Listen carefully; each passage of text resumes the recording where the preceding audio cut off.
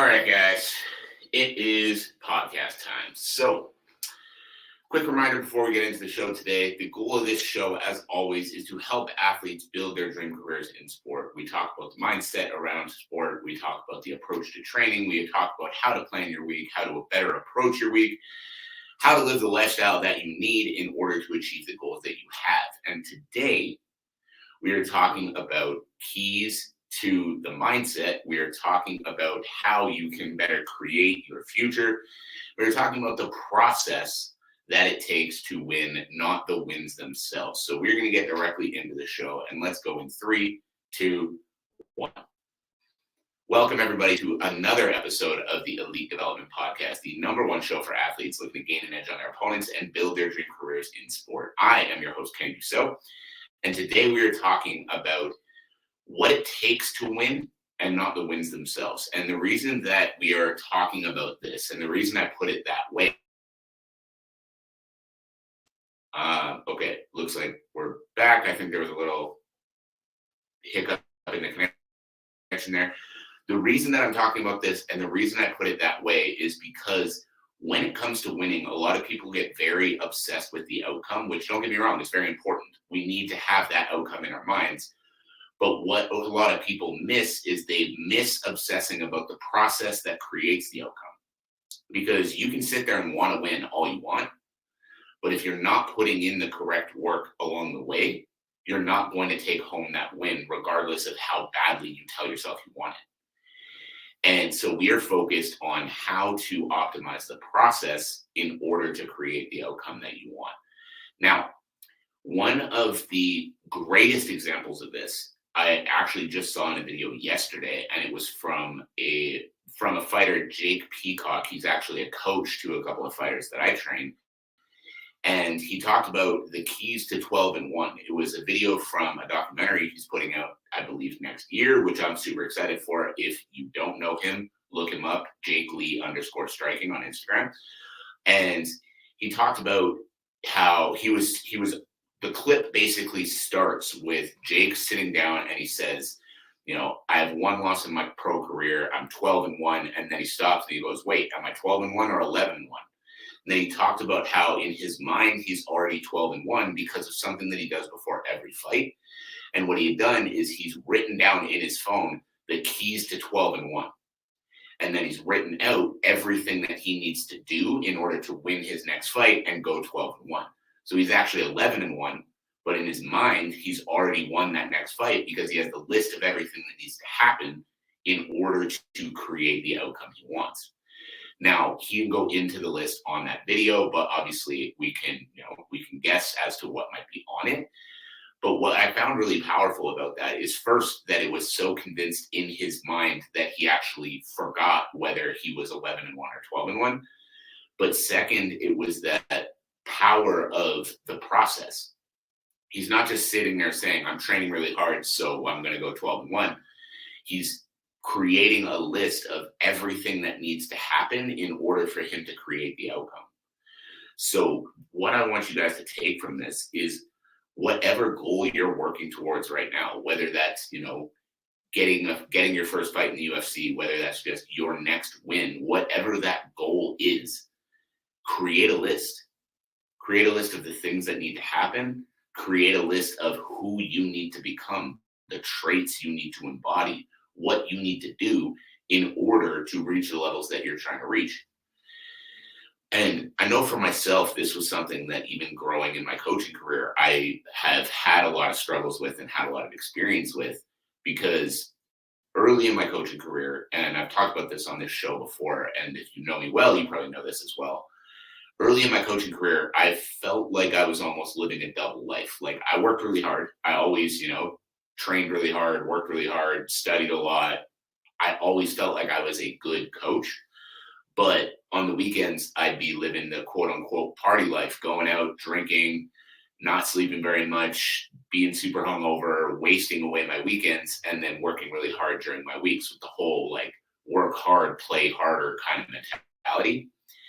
And then as I started to take myself more seriously, as I started to realize that I have goals for how I want to impact my industry and impact the world, I started realizing that if I was wasting away every weekend, I'm not going to have the impact that I want to have. If I'm wasting away every weekend, I'm not going to be able to accomplish the things that I want to accomplish because I'm losing 2 days out of every fucking week. And even if I'm showing up and working on those days, I'm a shell of what I could be because I'm nursing a hangover or I'm trying to keep my eyes open because I didn't sleep last night. And so, for no other reason than they're habits that don't serve me anymore, I quit drinking entirely about a year ago. And the number one reason behind it was that I don't want to waste days anymore. And so part of who I needed to become in order to achieve the goals that I want to achieve was somebody who doesn't drink. And so I quit. And other pieces of that have been, developing my morning routine since January.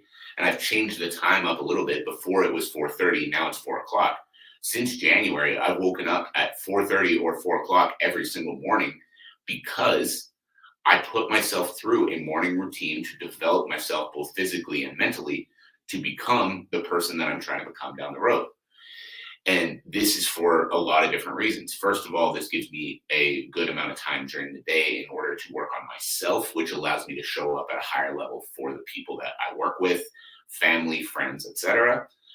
And as well, this just helps me keep the consistency that I need and show myself that I'm able to stay consistent with routines that I develop, which as I get further and further into my career becomes more and more important as I put more on my plate and continue to serve more athletes at a higher level. So what I really need you guys to take away from this is that hard work is not going to separate you from everybody else. Hard work welcomes you to the game when you have big goals. So, if you're an athlete like Jake and you have big goals, right now he's about to step into the finals of the Road to One tournament and earn himself a one championship contract. If you're an athlete like him and you have big goals, if you are looking to start a business or anything like myself, whatever it is you're doing, what you need to focus on is you need to focus on understanding that hard work welcomes you to the arena. Hard work gives you a chance. So many people just show up to the gym and work hard every day and think that's going to put them over the top, but that's not enough. That is the starting point. That's point number one. Now, doing little things like creating that keys to 12 and 1 list, like Jake talked about in that video, doing little things like quitting the drinking or the partying or whatever it is that's taking you further away from your goals. These are the things that you can do outside of just training that separate you. Because these are the things that more and more and more people aren't willing to do. Because if you and another athlete have equal amounts of experience, you've both been training and fighting for the same amount of time, but every single weekend you're out drinking, partying, kind of, showing up to training maybe, but you know that you're not showing up at your best. And every single weekend they're coming to training feeling good. They're getting a good amount of sleep.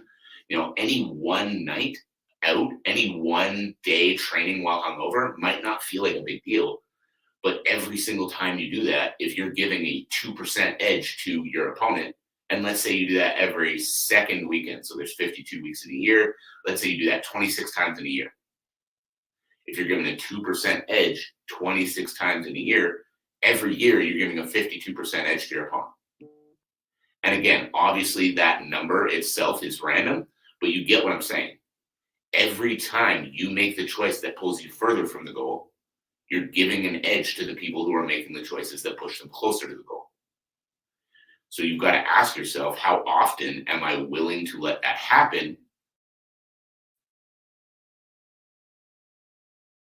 before it's too late? And so the process to win, not just the win itself.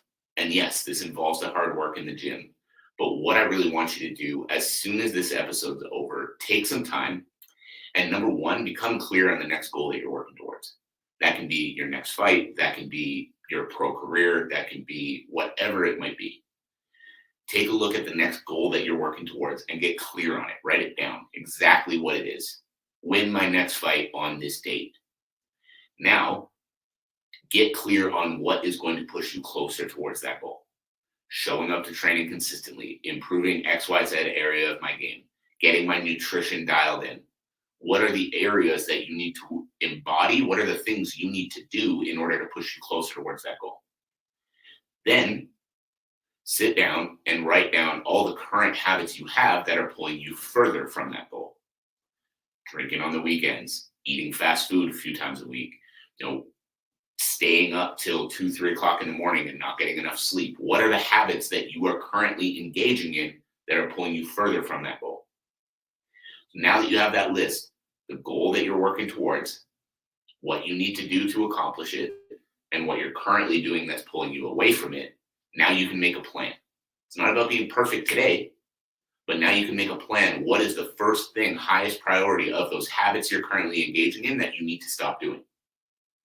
Maybe again, it's staying up till 2 o'clock in the morning, watching TV or playing video games. Your goal now is to cut yourself off at midnight. Get that little bit better, that 1% better. Do something a little bit better than you were before. And then again, once you're consistently cutting yourself off at midnight, now 11 o'clock, now 10 o'clock, find that time that's actually going to give you the adequate amount of rest that you need. If it's fast food and you're out eating fast food 3, 4 times a week, cut it down to 1 to 2 times a week. Focus on setting a protein or nutrition goal that you make yourself hit during the week so that you can keep yourself on track towards that goal that you have. What are the habits that you have that you need to cut out? And what's one thing you can do today that is going to start to cut them out? What are the habits you need to have in order to win? And what's one thing you can do today in order to move closer towards those habits and towards that goal that you have for yourself? So guys, that's it. That's all. I hope you got some value from this. If you did, I would love to know what it is. If you go through that exercise that I just laid out, I'd love to hear how it goes for you. I'd love to hear what you took away, what you're going to start doing, what you're going to stop doing, and how it's going to help push you towards those goals in your career. Now, my biggest ask of you always as you tune into the show is if you've gotten value, share it with a friend, share it with a teammate, share it with a coach, share it with someone who's going to benefit from hearing this message. This podcast is honestly one of my favorite things to do. I love the impact that we're able to deliver, and I love all those messages that I get from the people that listen, talking about the things that they've been able to implement. So guys, I appreciate you.